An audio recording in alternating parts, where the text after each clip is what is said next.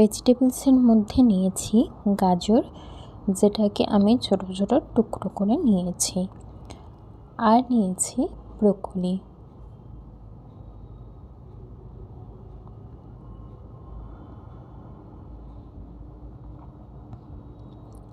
Capsicum, যেটা আমি ছোট ছোট টুকরো করে নিয়েছি। বিনস, যেটা আমি দুভাগ করে নিয়েছি। আর নিয়েছি কিছুটা পরিমাণে কর্ন, আর নেব মটরশুঁটি। এখানে আপনারা ইচ্ছে মতো ভেজিটেবলস নিতে পারেন। জলটা যখন ফুটতে শুরু হবে তখন এর মধ্যে আমরা দিয়ে দেব স্বাদ অনুযায়ী লবণ। এই ফুটন্ত জলের মধ্যে দিয়ে দেব কেটে রাখা গাজরের টুকরোগুলো, দিয়ে আমরা কিছুটা সময় ধরে ফুটিয়ে নেব।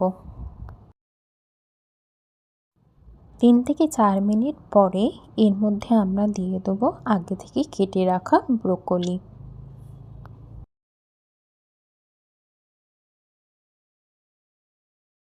আর দেব বিনস আর কর্ন।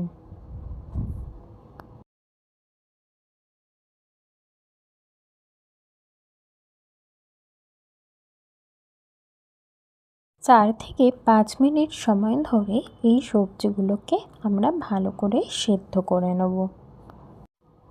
4 থেকে 5 মিনিট পর যখন সবজিগুলো সেদ্ধ হয়ে যাবে, সবজিগুলোর রঙটা ঠিকঠাক রেখে দেওয়ার জন্য আমরা এখানে একটা কন্টেনার নিয়েছি, যার মধ্যে নিয়েছি ফ্রিজের ঠান্ডা জল। এবারে আস্তে আস্তে সবজিগুলোকে সেখানে ফেলে দেবো, দিয়ে কিছুটা সময়ের জন্য রেখে দেবো।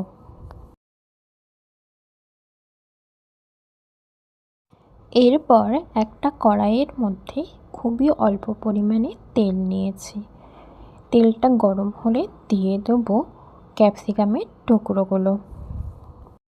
ক্যাপসিকামটা তেলের মধ্যে একটু ভেজে নেওয়ার পর এর মধ্যে আমরা আগে থেকে সেদ্ধ করে রাখা সমস্ত সবজি দিয়ে দেবো, আর সবার লাস্টে দিয়ে দেবো মটরশুঁটি।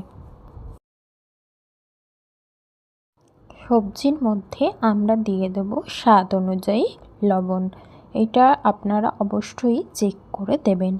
আর দেব গোলমরিচের গুঁড়ো।